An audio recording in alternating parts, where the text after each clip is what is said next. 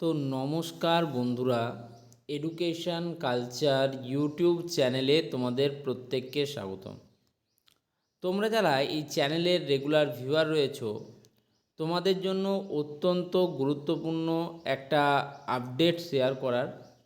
অনেক স্টুডেন্টের একটা প্রশ্ন, কি প্রশ্ন?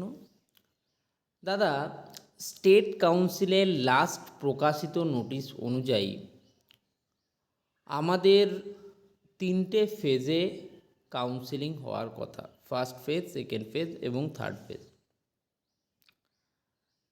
এর অতিরিক্ত কোনো নোটিশ কাউন্সিলের তরফ থেকে পাঠানো হয়নি।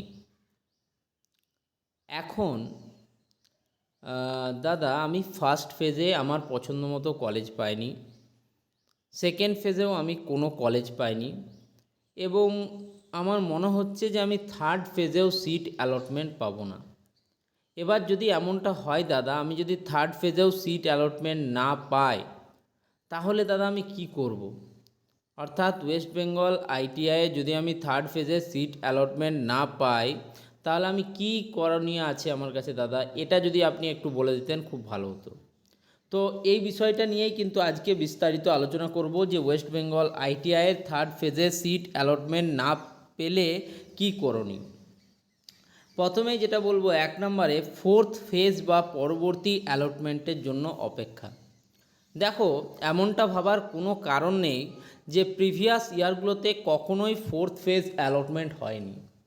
2024 সালে ফিফথ ফেজ পর্যন্ত অ্যালটমেন্ট কিন্তু হয়েছিল, এবং থার্ড ফেজের পর আবার নতুন করে ফর্ম ফিল আপ করে মেরিট লিস্ট পর্যন্ত প্রকাশের ঘটনা কিন্তু আমরা 2024 সালের কাউন্সিলিংয়ে দেখেছি। ফলে এটা একেবারে অসম্ভব কোনো বিষয় হবে না যদি ফোর্থ ফেজ বা পরবর্তী অ্যালটমেন্টের জন্য কোনো নোটিশ কাউন্সিল থেকে পাঠানো হয়। এটা একদম অসম্ভব একটা ব্যাপার কিন্তু নয়। তাহলে এক নম্বর হতে পারে ফোর্থ ফেজ বা পরবর্তী অ্যালটমেন্ট কিন্তু আসতে পারে, তাহলে তার জন্য কিন্তু অপেক্ষা করতে হবে। তৃতীয় পর্যায়ের পর সাধারণত ফোর্থ ফেজ অ্যালটমেন্টের একটি তালিকা প্রকাশ করা হয়। যে প্রার্থীরা প্রথম, দ্বিতীয় বা তৃতীয় পর্যায়ে কোনো সিট পাননি, তাদের নাম অটোমেটিকভাবে পরবর্তী পর্যায়ের জন্য বিবেচিত হয়। তার সাথে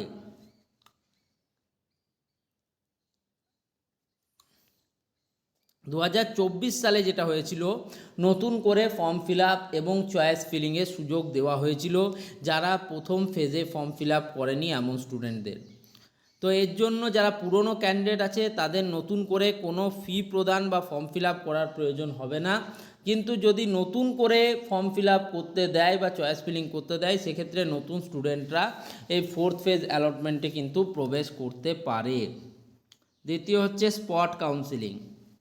নিয়মিত পর্যায়ের কাউন্সিলিং শেষ হওয়ার পর যদি কোনো সরকারি বা পিপিপি মডেলে চলা আইটিআইতে সিট ফাঁকা থাকে, তবে স্পট কাউন্সিলিংয়ের বিজ্ঞপ্তি দেওয়া হয়। Seat matrix. স্পট কাউন্সিলিংয়ের আগে অফিসিয়াল ওয়েবসাইটে একটি সিট ম্যাট্রিক্স প্রকাশ করা হয়, যেখানে কোন কলেজে কোন ট্রেডে কতগুলো সিট ফাঁকা আছে তা বিস্তারিত উল্লেখ থাকে। পদ্ধতি: মেধা তালিকা বা মেরিট লিস্ট অনুযায়ী একটি নির্দিষ্ট দিনে কলেজে সরাসরি উপস্থিত হয়ে অথবা অনলাইন মাধ্যমে স্পট কাউন্সিলিংয়ে অংশগ্রহণ করতে হয়। খুব গুরুত্বপূর্ণ, খুব গুরুত্বপূর্ণ স্পট কাউন্সিলিং। স্পট কাউন্সিলিং নিয়ে যদি আরও জানতে চাও, তাহলে ইউটিউবে সার্চ করো এডুকেশন কালচার স্পট কাউন্সিলিং। ইউটিউবে সার্চ করো কাউন্সিলিং, সার্চ করো, পেয়ে যাবে। নেক্সট যে বিষয়টা নিয়ে কথা বলবো, মপ আপ রাউন্ড। অনেক ক্ষেত্রে স্পট কাউন্সিলিংয়ের আগে বা পরে একটি মপ আপ রাউন্ড করানো হয়। এক্ষেত্রে প্রার্থীদের নতুন করে চয়েস ফিলিং করার সুযোগ দেওয়া হতে পারে, যাতে তারা অবশিষ্ট ফাঁকা সিটগুলো বেছে নিতে পারে। এই মপ আপ রাউন্ড কিন্তু 2024 সালে হয়েছিল। অনেকেই জানো না, তাই একদম তথ্যভিত্তিক আমি কিন্তু তোমাদের সাথে ডেটা শেয়ার করি।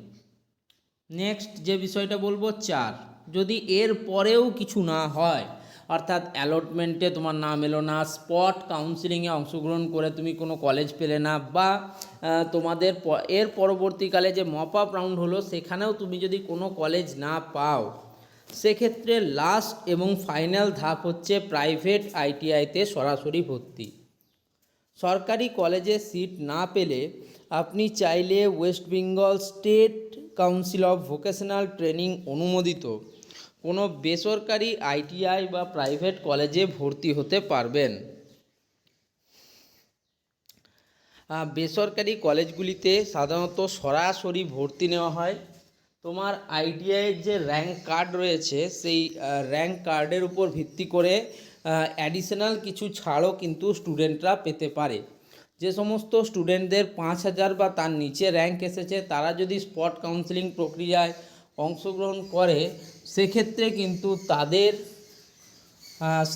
কিন্তু তাদের কাছে একটা চান্স থাকে যে তারা কিন্তু একটা এক্সট্রা কিন্তু হেল্প পেতে পারে, ঠিক আছে, বা তার কিন্তু কিছু পরিমাণ সিট পয়সা কিন্তু কম লাগতে পারে।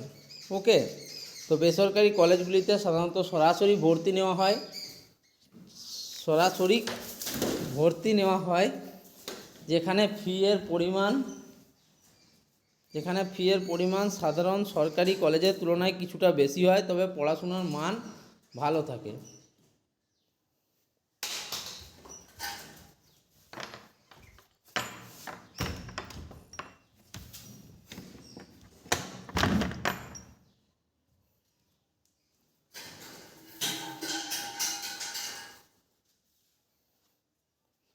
পড়াশোনার মান কিন্তু ভালো থাকে।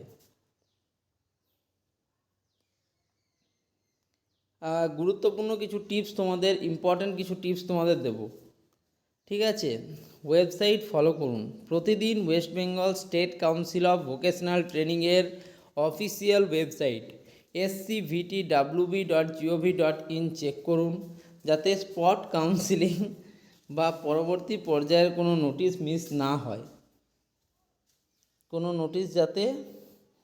মিস না হয়, ডকুমেন্টস প্রস্তুত রাখুন।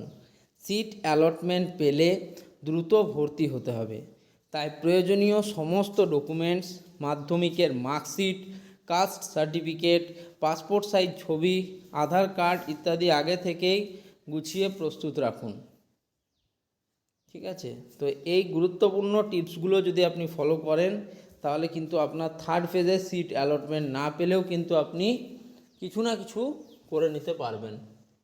তো যদি ভিডিওটা ভালো লাগে অবশ্যই ভিডিওটিকে লাইক করে বন্ধুদের মধ্যে শেয়ার করে চ্যানেলটিকে সাবস্ক্রাইব করে ধন্যবাদ।